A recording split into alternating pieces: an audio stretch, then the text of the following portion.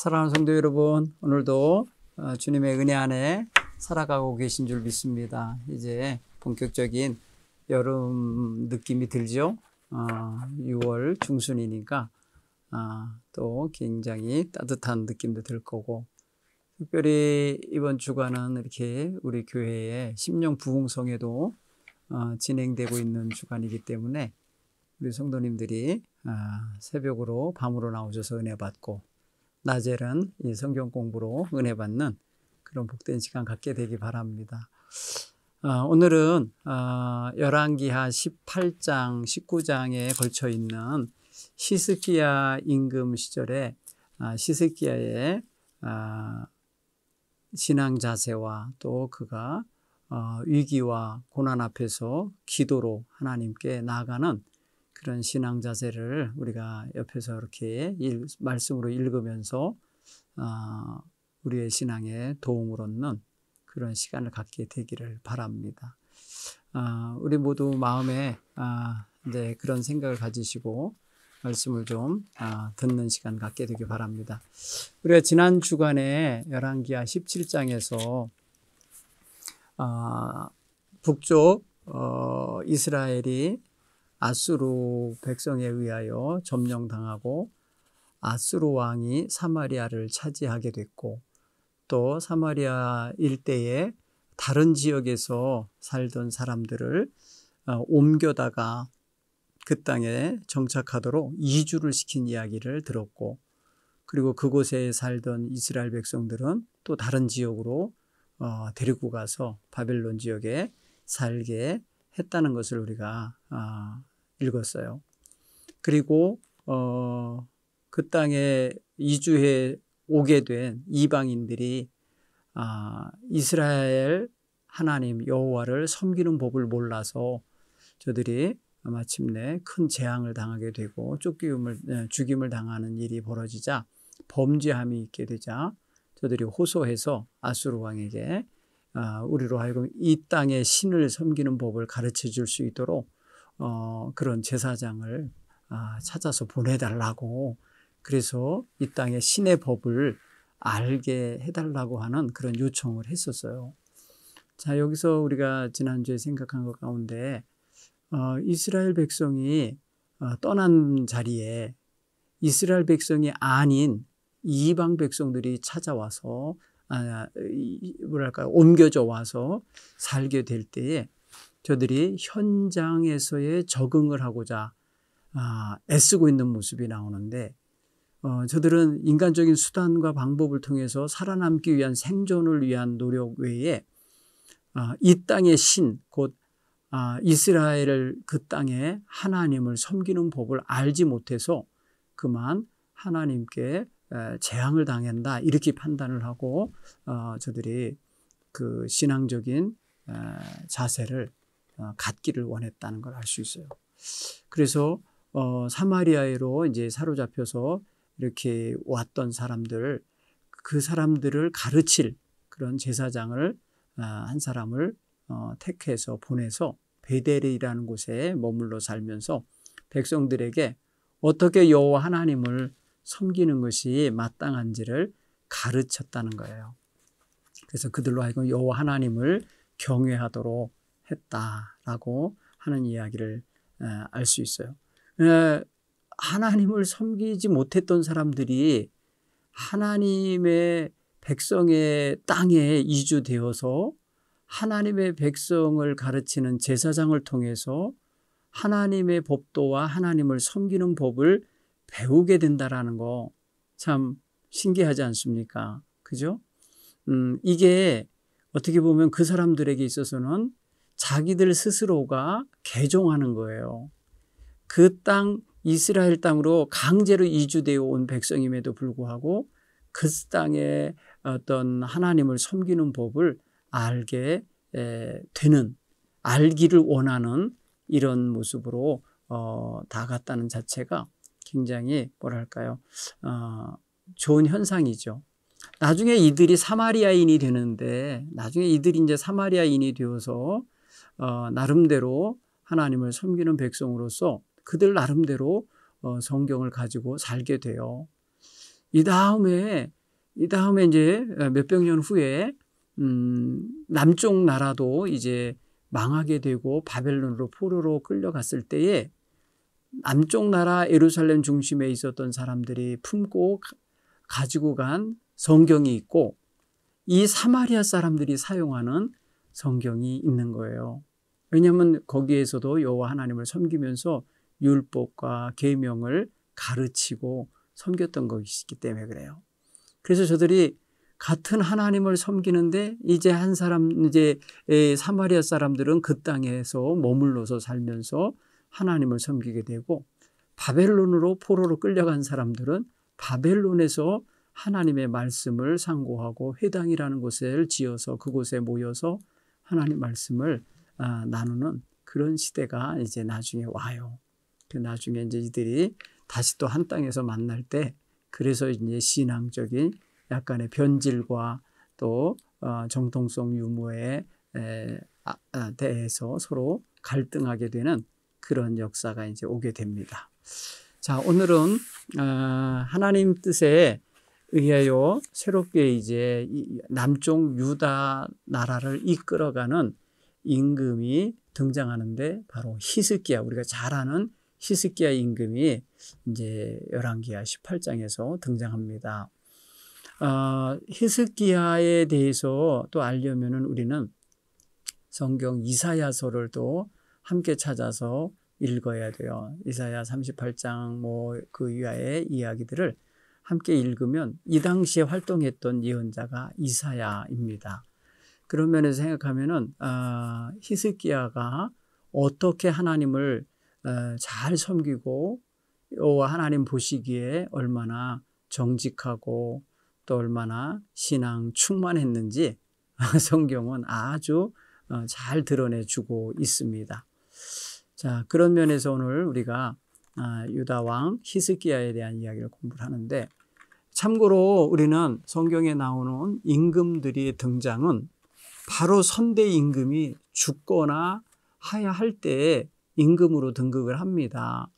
보통은 몇 년을 다스렸다, 몇 살의 왕이 돼서 몇 년까지 다스렸다, 몇 년을 다스렸다라고 하는 건 그 다스렸다고 하는 것 속에 끝나는 그 지점은 그가 잠들매 무슨 조상들의 묘에 들어갔다든지 그가 죽었다든지 암살을 당했다든지 이런 이야기들이 그 끝부분에 나오거든요. 그걸 생각해 보면은 임기제가 아니라는 거예요. 오늘 대통령은 몇 년짜리 단임제 이런 거 있잖아요. 우리나라는 5년 단임제, 미국은 4년 중임제 이래갖고 재선도 되고 그러지만 우리나라는 딱 한 번 하고 끝나는 제도죠. 그런데 옛날 임금은요, 죽을 때까지 하는 거예요. 한 번 왕 돼서 정신이 온전한 이상은 죽을 때까지 하게 되는 건데 성경 보면은 이 임금들이 오래 못 살았구나라는 걸 알 수 있는 게 성경의 기록을 보면 확인돼요. 오늘 이 히스기야 임금에 대한 이야기를 이제 시작도 안 했지만 한번 읽어보면 18장 2절에 보면 그건 25살의 왕이 돼서 29년 다스렸다. 그러면 합쳐서 54잖아요. 54세에 끝난 거죠. 그런 식이에요. 훌륭한 임금들도 이렇게 오래 못 살고 떠나는 그런 역사들을 남기는데 그 속에서 하나님 보시기에 선하고 정직하고 의롭게 사느냐, 그 사이에 하나님께 악행을 하고 하나님 보시기에 진노를 사느냐, 그게 결정이 되는 거더라고요. 자, 오늘 성경 이야기를 한번 읽어보는데요. 조금 길지만은 우리 18장 13절부터 19장 7절까지를 제가 읽겠는데 그 앞부분 1절부터 12절은 히스기야 왕에 대한 일반적인 소개입니다. 그에 대한 이야기를 해주는 거고요. 13절부터는 이제 아수르 사람들에 의하여 남쪽 유다 왕이 굉장히 위협을 당하고 모욕을 당하고 포위를 당하고 막 힘겨운 일이 진행되는 부분이에요. 그래서 요거를 함께 읽어보고 말씀을 나누도록 하겠습니다. 여러분도 열왕기하 18장 13절 이하의 말씀을 함께 찾으셔서 읽어가기 바랍니다. 함께 읽겠습니다. 히스기야 왕 제14년에 아수르의 왕 사네립이 올라와서 유다 모든 견고한 성읍들을 쳐서 점령하매 유다 왕 히스기야가 라기스로 사람을 보내어 아수르 왕에게 이르되 내가 범죄하였나이다. 나를 떠나 돌아가소서. 왕이 내게 지우는 것을 내가 당하리이다 하였더니 아수르 왕이 곧 은 300달란트와 금 30달란트를 정하여 유다 왕 히스기야에게 내게 한지라. 히스기야가 이에 여호와의 성전과 왕궁 곳간에 있는 은을 다 주었고 또 그때에 유다 왕 히스기야가 여호와의 성전 문의 금과 자기가 모든 기둥에 입힌 금을 벗겨 모두 아수르 왕에게 주었더라. 아수르 왕이 다르단과 랍사리스와 랍사게로 하여금 대군을 거느리고 라기스에서부터 에루살렘으로 가서 히스기야 왕을 치게 하매 그들이 에루살렘으로 올라가니라. 그들이 올라가서 윈못 수도 곁 고 세탁자의 밭에 있는 큰 길에 이르러 서니라. 그들이 왕을 부르매 hil기야의 아들로서 왕궁의 책임자인 엘리야김과 서기관 셈나와 아삽의 아들 사관 요아가 그에게 가니 랍사게가 그들에게 이르되 너희는 히스기야에게 말하라. 대왕 아수르 왕의 말씀이 네가 의뢰하는 이 의뢰가 무엇이냐. 네가 싸울 만한 계교와 용력이 있다고 한다마는 이는 입에 붙은 말뿐이여라. 네가 이제 누구를 의뢰하고 나를 반역하였느냐. 이제 네가 너를 위하여 저 상한 갈대 지팡이 애굽을 의뢰하였도다. 사람이 그것을 의지하면 그의 손에 찔려 들어갈지라. 애굽의 왕 바로는 그에게 의뢰하는 모든 자에게 이와 같으니라. 너희가 내게 이르기를 우리는 우리 하나님 여호와를 의뢰하노라 하리라. 많은 히스기야가 그들의 산당들과 제단을 제거하고 유다와 예루살렘 사람에게 명령하기를 예루살렘 이 제단 앞에서만 예배하라 하지 아니하였느냐 하셨나니 청하건대 이제 너는 내 주 아수르 왕과 내기하라. 네가 만일 말을 탈 사람을 낼 수 있다면 나는 네게 말 2,000마리를 주리라. 네가 어찌 내 주의 신하 중 지극히 작은 지휘관 한 사람인들 물리치며 애굽을 의뢰하고 그 병거와 기병을 얻을 듯하냐. 내가 어찌 여호와의 뜻이 아니고야 이제 이곳을 멸하러 올라왔겠느냐. 여호와께서 전에 내게 이르시기를 이 땅으로 올라와서 쳐서 멸하라 하셨느니라 한지라. hil기야의 아들 엘리야김과 셈나와 요아가 랍사에게 이르되 우리가 알아듣게 싸우니 청하건대 아람말로 당신의 종들에게 말씀하시고 성 위에 있는 백성이 듣는 데서 유다말로 우리에게 말씀하지 마옵소서. 랍사게가 그에게 이르되 내 주께서 내 주와 내게만 이 말을 하라고 나를 보낸 것이냐? 성 위에 앉은 사람들도 너희와 함께 자기 대변을 먹게 하고 자기 소변을 마시게 하게 하신 것이 아니냐 하고 랍사게가 드디어 일어나서 유다말로 크게 소리질러 불러 이르되 너희는 대왕 아수르 왕의 말씀을 들으라. 왕의 말씀이 너희는 히스기야에게 속지 말라. 그가 너희를 내 손에서 건져내지 못하리라. 또한 히스기야가 너희에게 여호와를 의뢰하라 함을 듣지 말라. 그가 이르기를 여호와께서 반드시 우리를 건지실지라. 이 성읍이 아수르 왕의 손에 함락되지 아니하게 하시리라 할지라도 너희는 히스기야 말을 듣지 말고 아수르 왕의 말씀이 너희는 내게 항복하고 내게 나오라. 그리하고 너희는 각각 그의 포도와 무화과를 먹고 또한 각각 자기의 우물의 물을 마시라. 내가 장차 와서 너희를 한 지방으로 옮기리니 그곳은 너희 본토와 같은 지방 곧 곡식과 포도주가 있는 지방이요 떡과 포도원인 지방이요 기름 나는 감람과 꿀이 있는 지방이라. 너희가 살고 죽지 아니하리라. 히스기야가 너희를 설득하여 이르기를 여호와께서 우리를 건지시리라 하여도 히스기야에게 듣지 말라. 민족의 신들 중에 어느 한 신이 그의 땅을 아수르 왕의 손에서 건진 자가 있느냐. 하맛과 아르밧의 신들이 어디 있으며 스바라임과 헤나와 아아와의 신들이 어디 있느냐? 그들이 사마리아를 내 손에서 건졌느냐?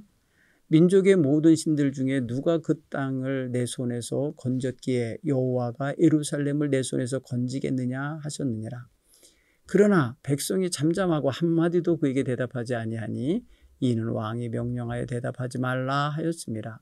이에 hil기야의 아들로서 왕궁 내의 책임자인 엘리야김과 서기관 셈나와 아삽의 아들 사관 요아가 옷을 찢고 히스기야에게 나아가서 랍사게의 말을 전하니라.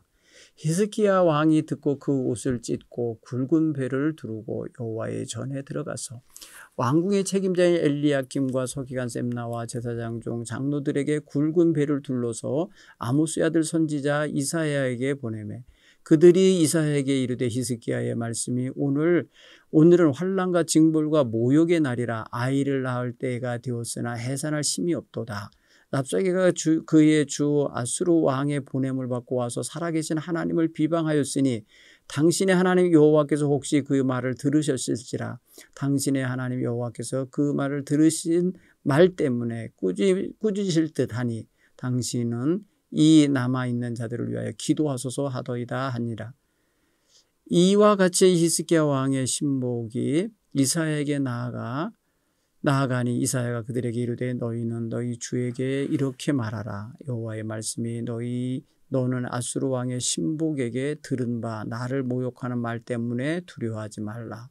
내가 한 영을 그 속에 두어 그로 소문을 듣고 그의 본국으로 돌아가게 하고 또 그의 본국에서 그에게 칼에 죽게 하리라 하셨느니라 하더라. 아멘. 자, 오늘 이야기 보면 진짜 이 랍사게라고 하는 이 군대 장수가 자기 나라 임금 산헤립의 명을 받고 예루살렘을 점령하기 위하여 군사를 일으켜서 들어온 거예요. 그 전에 이미 유다 모든 견고한 성읍들을 다 점령하고 짓밟고 있을 때 히스기야가 군사를 물러가시라고 하면서 자기에게 있는 재산을 다 털어내 줬어요.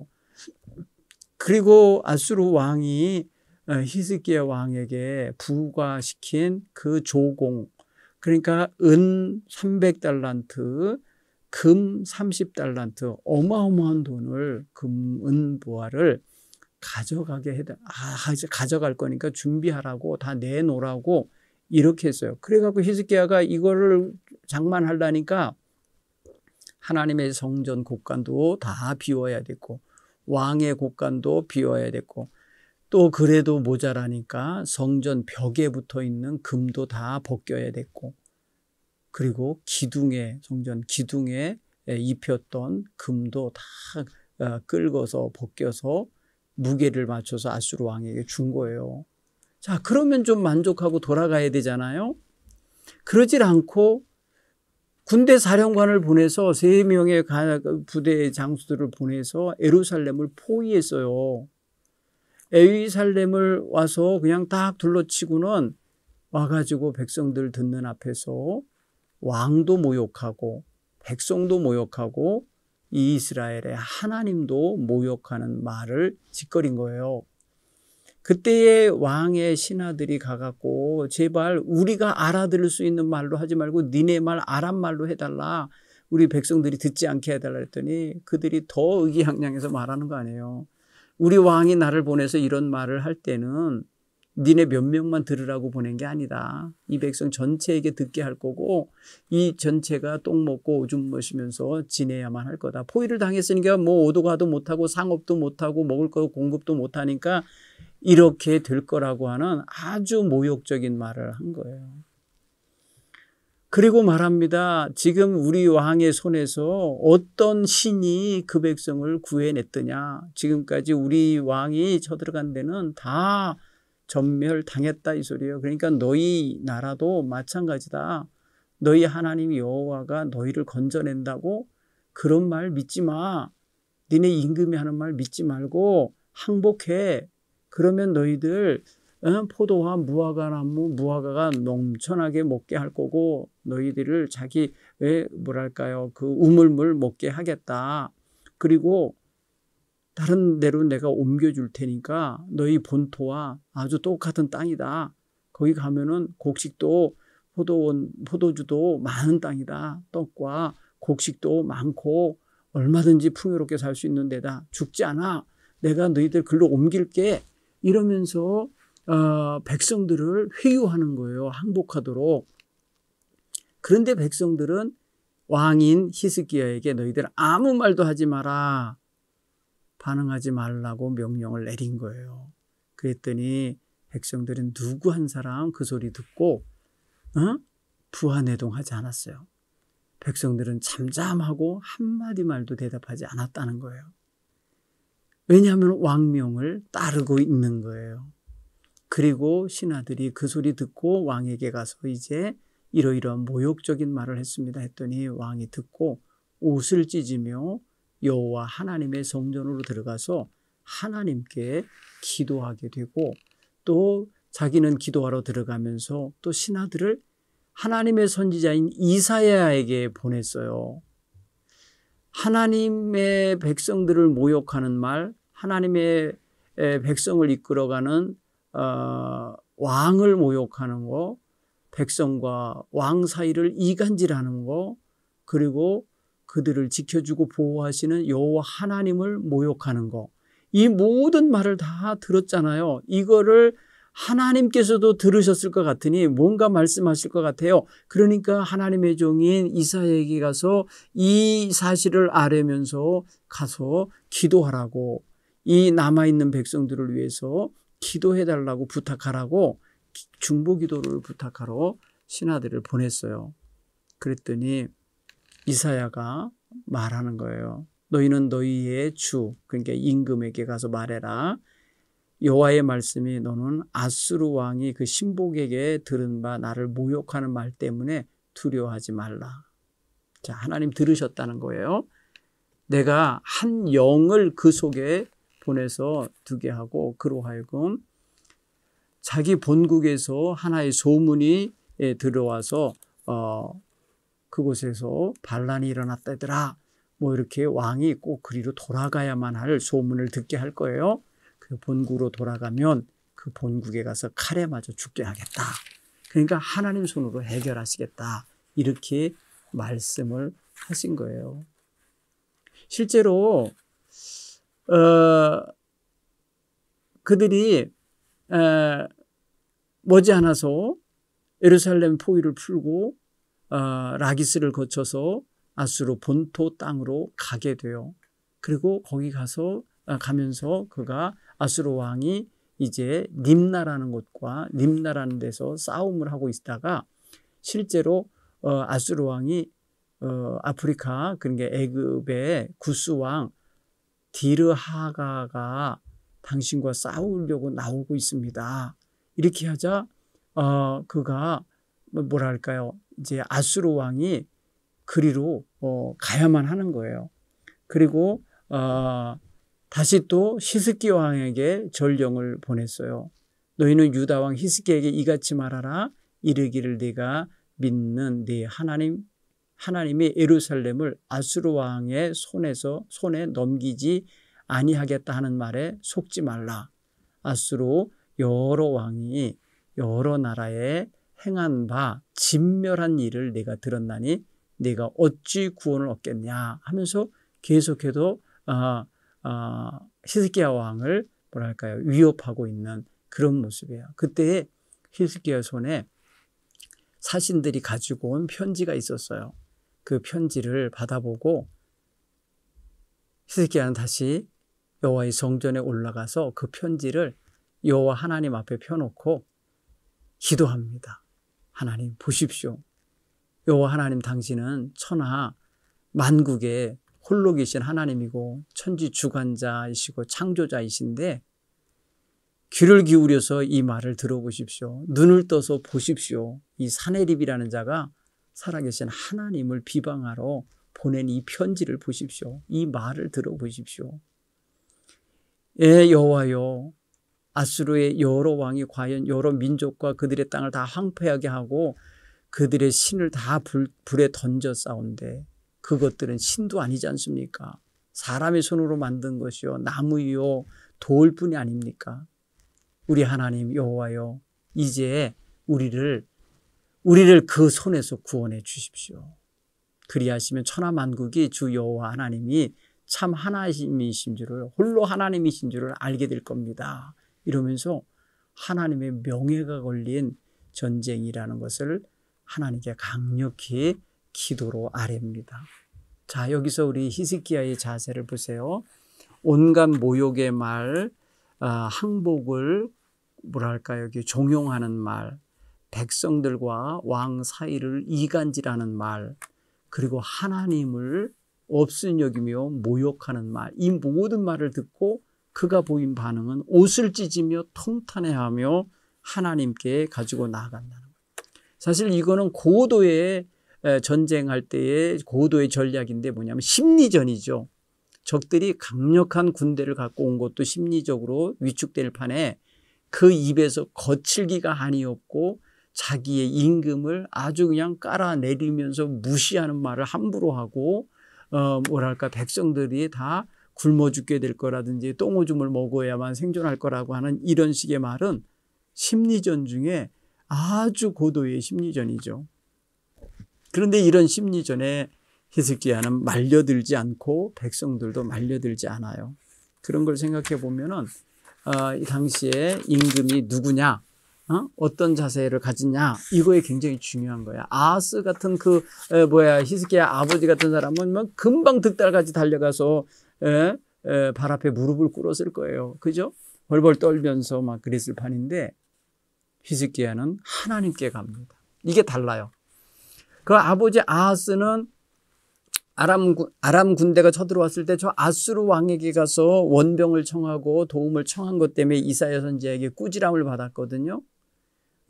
구원자가 하나님이신데 하나님을 의지하지 않고 어찌 사람을 의지하고 다른 나라 왕을 의지하냐고 꾸짖었었어요. 그런데 놀랍게도 히스기야는 아버지보다 더 위기에 놓여 있는 상황이 있음에도 불구하고 그는 외국 군대를 의지하러 가는 게 아니라 하나님의 제단으로 들어가는 거예요. 하나님께 가서 무릎을 꿇고 기도하는 그런 장면을 오늘 성경은 우리에게 분명히 보여주고 있어요. 자, 여기 보면은 히스기야 임금이 왕이 된 지 14년 만에 14년째 되는 해에 이런 기가 막힌 풍전등화의 위기에 놓였었다는 거예요. 바로 뭐예요? 자기 아버지 아하스가 아주 그렇게 잘 섬기고 잘 대우하고 높여주고 의지했던 그 아수르가 이 탐욕을 다 채우지 못하니까 남쪽 남아있는 유다 왕국까지 삼키려고 지금 이렇게 와서 유다의 모든 견고한 성읍들을 다 점령하고 짓밟고 무너뜨린 거 아닙니까? 여러분, 이게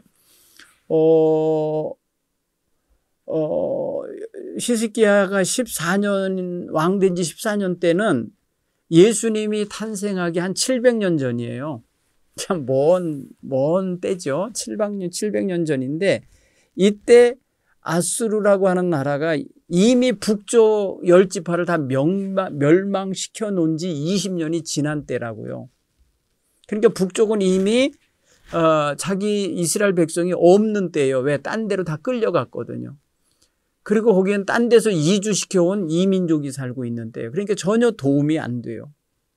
남쪽 유다는 그냥 완전히 고립무원된 홀로 남아있는 그러한 상황에 있을 때예요. 그러니까 어떻게 보면은 그 당시 그 유다 왕국을 치리하며 돌봐야 했던 이 히스기야 입장에서는 상당히 위기에 놓인 것과 같아요. 누가 도와줄 사람도 없어요. 아마 이제 순식간에 이 아수르 군대, 이 사네립이 끌고 온 군대에 의해서 삼켜질 수 있는 위기가 느껴질 거라고요. 그때의 이 히스기야가 처음에는 평화롭게 해결하려고 그랬어요. 돈 주고 해결하려고 그랬어요. 가라고.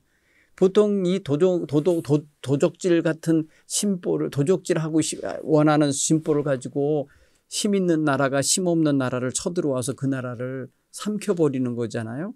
그때에 그런 어떤 욕망을 갖고 온 이 사네립이라고 하는 아수르 임금에게, 그래서 히스기야가 처음에는 은 300달란트와 금 30달란트를 보내려고 한 거예요. 이게 굉장히 어마어마한 액수예요.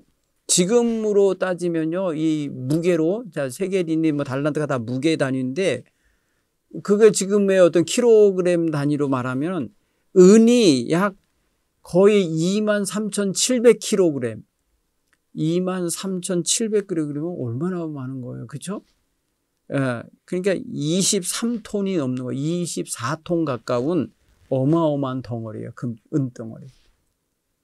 여러분 24톤짜리 트럭을 생각해 보세요. 그만한 무게의 은이라고 해보세요. 엄청난 거죠. 그 다음에 금을 30달란트래요.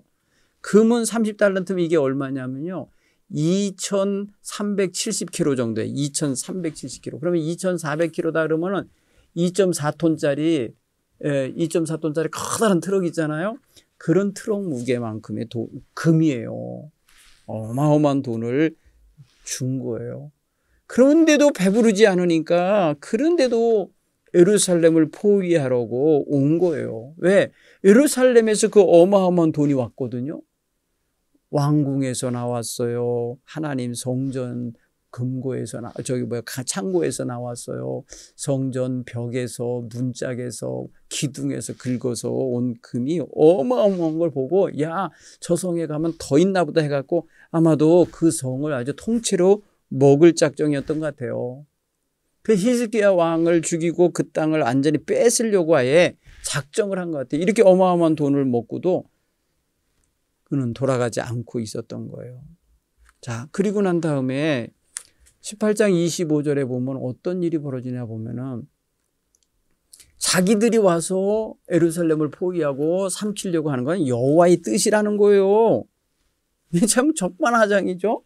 적반하장 같은 그런 유분수지예요. 이 랍사게가 아시리아 군대를 이끌고 유다에 쳐들어온 게 어떻게 여호와 하나님의 뜻이냐 말이에요. 근데 그들은 여호와 하나님이 지네에게 명령해서 쟤네들은 지금 그 명령을 수행하러 온 것이냐, 이렇게 말을 하고 있다는 사실이죠. 네, 그게 상당히 아주 우스운 소리입니다. 그죠? 그리고 그 이하의 이야기를 그 이전의 이야기를 쭉 보면은 이스라엘이 한때는 자기네 군대도 강하니까 군대를 믿었던 때도 있었고, 한때는 남쪽 애굽, 그러니까 이집트의 군대를 믿기도 했었어요. 그런가 하면은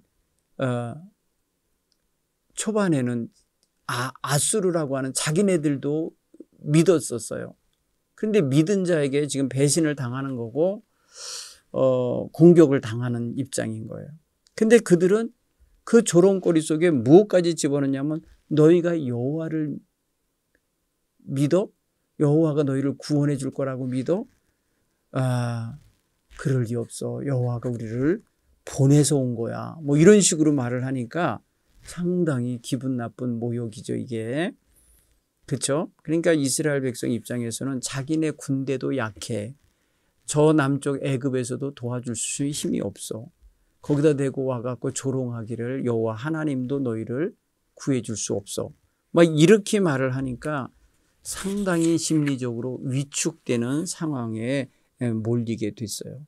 자, 이 랍사게라고 하는 이 뭐랄까요, 그 사네립의 군대 사령관, 그 지휘관이 아주 저돌적이고 거침없이 말하는 자인 것 같아요. 그래서 히스기야에 대해서 아주 뭐랄까 고도의 심리전을 피우면서 히스기야가 어떤 신앙의 사람인 거를 알고 그 사이를 파고 들어가는 거예요. 백성들과 왕 사이를 이간질하는 그런 태도와 또 하나님과 히스기야의 그 사이에 파고들어서 하나님에 대하여 불신과 의심을 품게 만들려고 하는 거. 그리고 하나님을 무력한, 아무것도 할 수 없는 무력한 하나님이라고 하면서 모욕하는 이런 말들, 이게 사실은 그동안 하나님을 잘 섬기려고 노력하며 종교개혁을 시도했던 히스기야에게 뭐랄까요, 조롱의 말처럼 들려졌을 거예요. 자, 그리고 오늘 내용에 보면은 랍사게라고 하는 그 아수르 군대의 장수가 예루살렘 거민들을 회유하기 위해서 한 말을 들으면은 참 기가 막혀요. 그죠? 첫째는 왕을 믿지 말라는 거예요. 왕에게 속지 말라. 니네 왕 히스기야에게 속지 말라. 그가 너희를 내 손에서 건져낼까 싶으냐? 그렇게 못해. 그러면서 백성들 앞에 자기네 나라 임금이 무력하고 부족하다고 말하는 거 아니에요. 조롱하는 거잖아요. 그러면 동시에 백성들로 하여금 두려움을 갖게 하려고 하는 거 아니겠어요? 그렇죠? 예. 그 보면은 상당히 기분 나쁜 언행을 합니다. 그죠? 그리고 그는 또 말하기를 어떻게 니네 하나님이 너희를 구해 주겠냐? 그런 하나님 없다. 우리 손에서 구원해낼 신이 없었어 지금까지. 그러니까 그 하나님 속지 마라. 그 하나님에게도 속지 마라. 뭐 이런 말을 하는 거예요. 여러분, 백성들이 이런 말을 들으면은 순간 두렵다. 저 군대가 얼마나 막강하면 저럴까. 뭐 이러면서 위축되지 않겠어요? 근데 성경에 보니까 그러나라는 역접 접속사를 쓰면서 백성이 잠잠하고 한마디도 그에게 대답하지 않아. 반응을 안 보인 거예요. 만약에 반응을 보였다면 상당히 술렁거렸을 거예요. 그렇죠? 이들이 말이에요. 어떤 그 랍사게라는 자의 말에 귀를 기울였고 그로 인해서 왕에 대하여 의심하고 왕명에 대하여 항명하듯이 우리는 항복하겠어 하고 그냥 성문 열고 나가면 안 되잖아요. 그런데 이 백성들이 전혀 부안해동하지 않았고 요동하지 않았다는 걸 알 수 있어요. 참 멋진 백성들이죠. 그러니까 당시에 히스기야 임금의 통치력이 먹혔다는 소리예요. 자기 백성에게. 다만 외국 군대를 칠 만한 힘이 없었던 것이 안타까운 거지, 지금 내부적으로는 하나로 단결되어 있다는 걸 알 수 있어요. 자, 19장의 내용을 또 한 가지 점검한다면 히스기야가 랍사게의 말을 전해 듣고 취한 행동이 뭡니까? 우리가 잘 알듯이 그가 옷을 찢고 굵은 배로 허리를 동이고 여호와의 전에 들어갔다. 여러분, 여호와의 전에 들어갔다라고 하는 이 자세가 뭘 말해주냐? 여호와 하나님께 아뢰고 구하고 의지하러 들어갔다는 의미로 읽혀져야죠. 피난 가고 도망친 게 아니라 하나님께 아뢰러 간 거예요. 하나님께 아뢰러 가. 그때 심정을 뭐라 그러냐면 아이를 낳을 때가 됐는데 해산할 힘이 없는 그런 안타까운 현실이 있잖아요. 여인의 해산을 해야 되는데 힘이 없어갖고 힘겨운 그런 상태로 비유를 해서 표현했어요. 오늘 자기가 당하는 이런 환난, 징벌 내지는 이런 모욕이 그로 하여금 그렇게 힘을 빠지게 했기에 힘의 원천이 되시는 하나님께 가서 아뢰는 거예요. 하나님을 향한 비방 소리, 왕을 향한 이 모욕적인 발언, 백성들과 왕 사이에 이간질하는 소리, 이런 모든 것들을 가지고 가는 거예요. 그리고 두 번째 행한 행동이 뭐였냐면 이사야에게 대신들을 보내서 기도 부탁을 하라 그랬잖아요. 뭐라 그랬어요? 이러이러한 모욕의 말, 이런 비방의 말을 했는데 저놈들이 그 말을 하나님께서도 들었을지라. 그러니까 그 하나님의 종에게 우리를 위해서 남은 자를 위해서 기도하라고 해라 하고 중보기도를 부탁하러 보냈잖아요. 이게 지금 딱 보면은 히스기야는 스스로 하나님께 의지하러 나가고 하나님 종에게 의지하러 사람을 보내는 거예요. 기본적인 신앙인들의 태도가 이것이었어요. 그게 히스기야가 좋게 평가받는 어떤 태도와 자세가 바로 이런 것 때문일 거예요. 자, 그날 그 랍사게라고 하는 아수르 군대의 장수가 어떻게 히브리 말을 했는지 몰라도 백성들이 다 알아들을 수 있게 막 큰 소리로 외쳐 말을 했잖아요. 그건 뭘 의도한 거예요?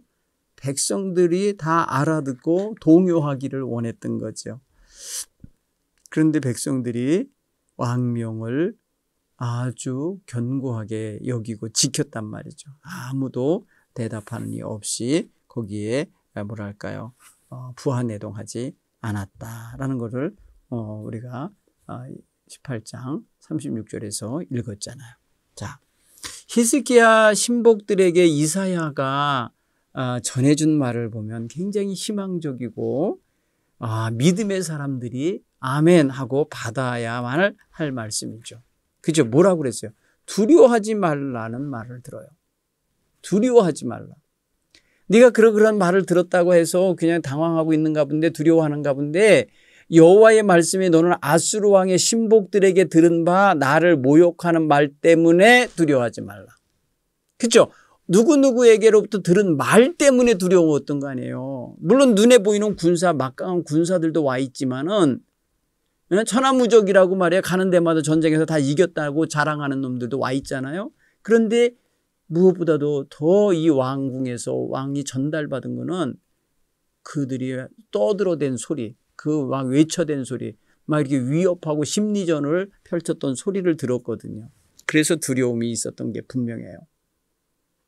그래서 그 두려움을 하나님께 고하러 들어간 거잖아요.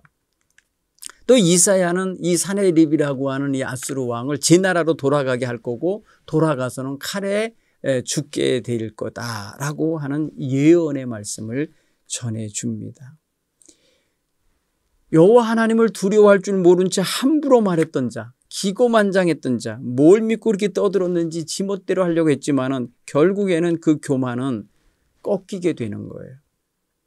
여호와 하나님께서 그들의 그 헛된 말을, 그런 어떤 악한 말을 그냥 지나치지 않으셨던 거예요. 다 들으시고 하나님 명예와 하나님의 자존심을 건드린 말들, 하나님이 그것을 그냥 두지 않으셨다. 하나님은 사실 만홀히 여길 뿐도 아니고 함부로 그 이름을 부를 뿐도 아니잖아요. 그런데 함부로 저들이 하나님이 어떻게 너희를 내 손에서 건져낼까? 내 손에서 건져내랴 그랬어요.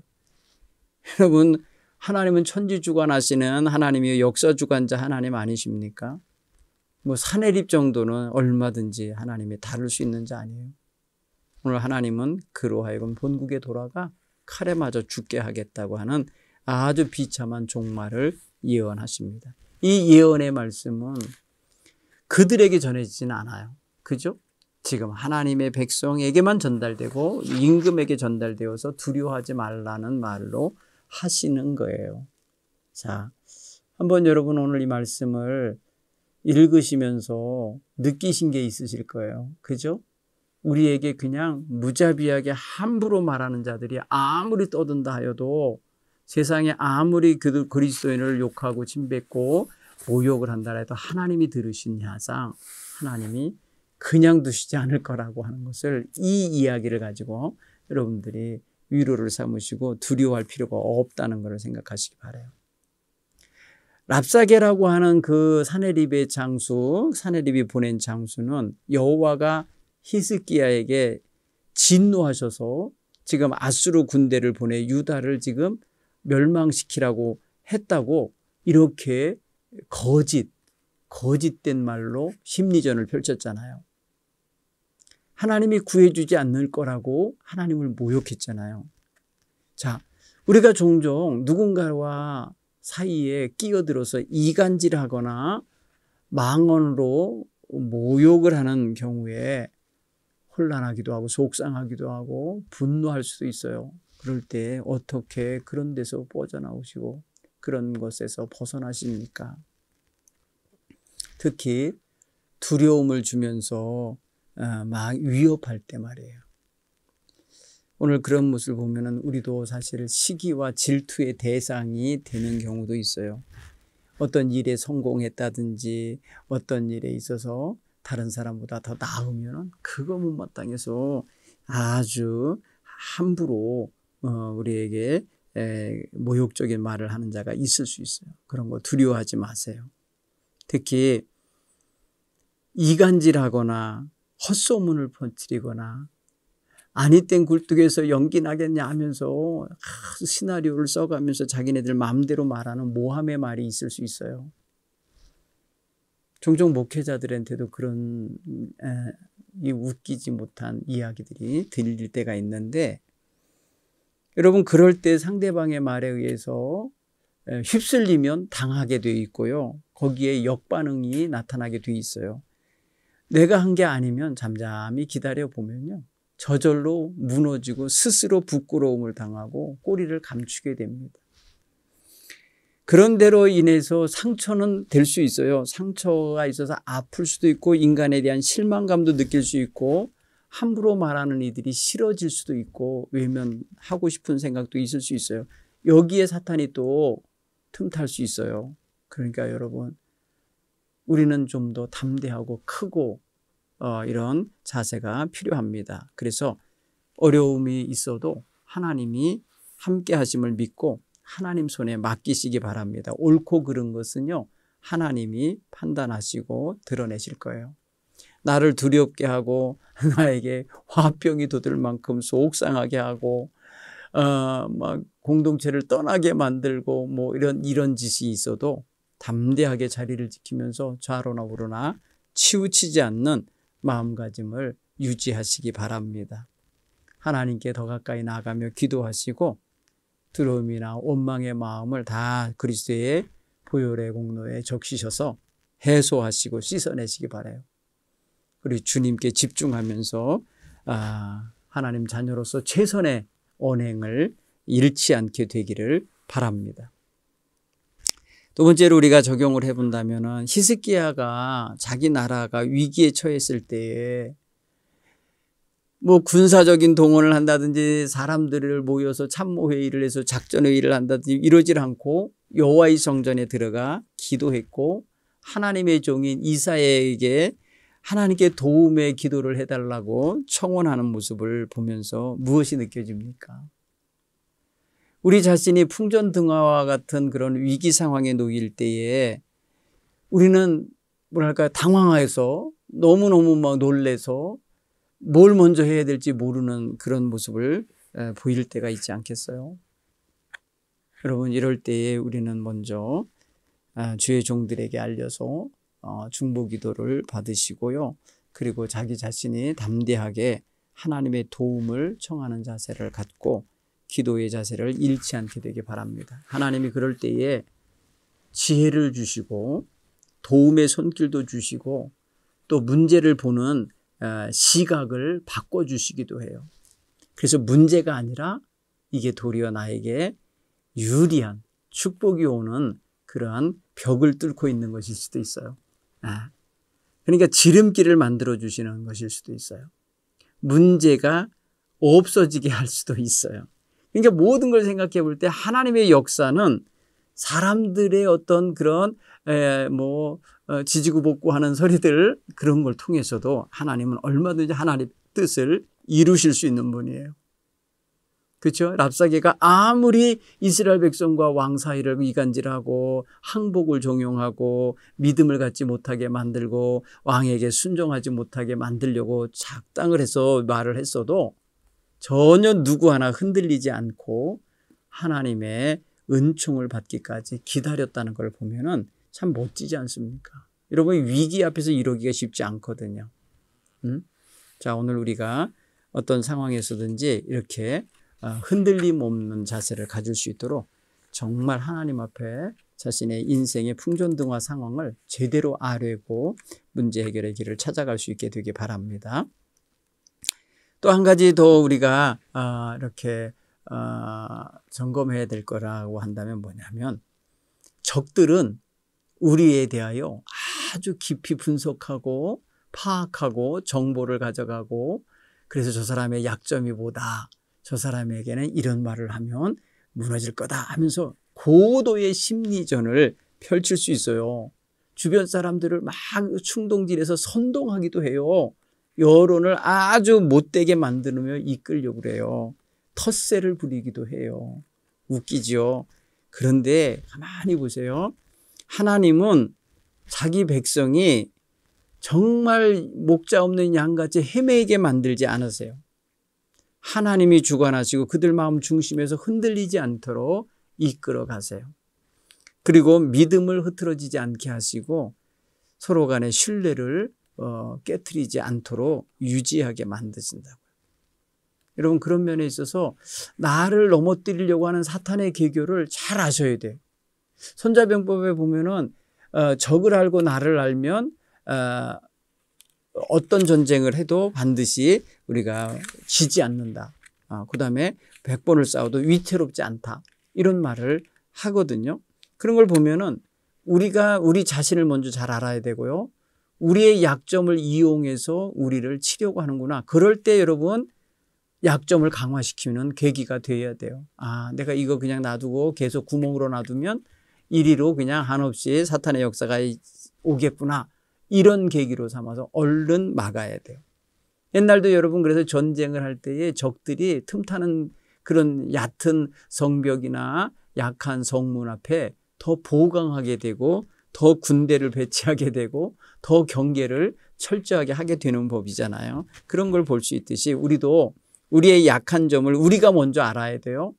사탄도 알지만 우리가 알고 대비하면 못 들어요.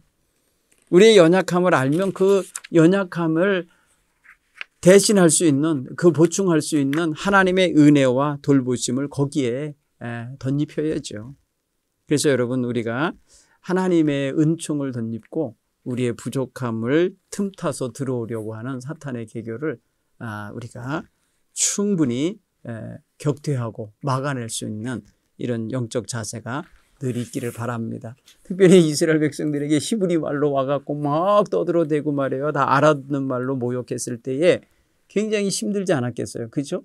그럼에도 불구하고 전혀 요동하지 않고 거기에 부하내동하여 왕을 원망하거나 불신하거나 하나님에 대하여 반역하는 태도를 보이지 않은 것을 보면은 당시 이 히스기야의 영적인 리더십, 정치적인 리더십, 왕으로서 백성을 치리하고 있는 치리력이 상당히 수준 높았다는 걸 느낄 수가 있어요. 오늘 우리가 그런 자세를 가지고 한번 좀 우리 자신을 좀 돌아보고, 특별히 우리가 사단이 들어서 좋아라 할 만한 일은 안 하는 게 좋죠. 예를 들어서 마음에도 없는 말로 남을 모욕하거나 헐뜯는다든지, 뒷담화를 하여서 뭐 이상한 소문을 만든다든지, 함부로 사람과 사람 사이를 이간질하려고 이렇게 꾀한다든지, 다 이거 사탄의 도구가 될 수 있어요. 우리가 그 모든 것을 다스리고, 행여라도 그런 습관이 있다든지 그런 거를 아주 그냥 양심의 가책도 없이 한다면 우리는 이 말씀을 읽고 배우면서 이게 상당히 모욕감을 주는 거고 하나님의 영광을 가리는 일이 될 수 있다는 걸 깨닫고 근절할 수 있게 되기를 바랍니다. 오늘 저는 우리 아수르 군대가 예루살렘을 위협하며 포위했을 때에 히스기야 왕이 어떤 태도를 보이고 어떻게 행동했나를 중심으로 함께 생각해 봤습니다. 우리가 누구를 믿습니까? 우리는 하나님을 믿습니다. 그러니까 하나님을 믿는 자답게 당당하게 세상 살아갈 수 있게 되기를 간절히 축원합니다. 감사합니다. 다음 주에 뵙겠습니다.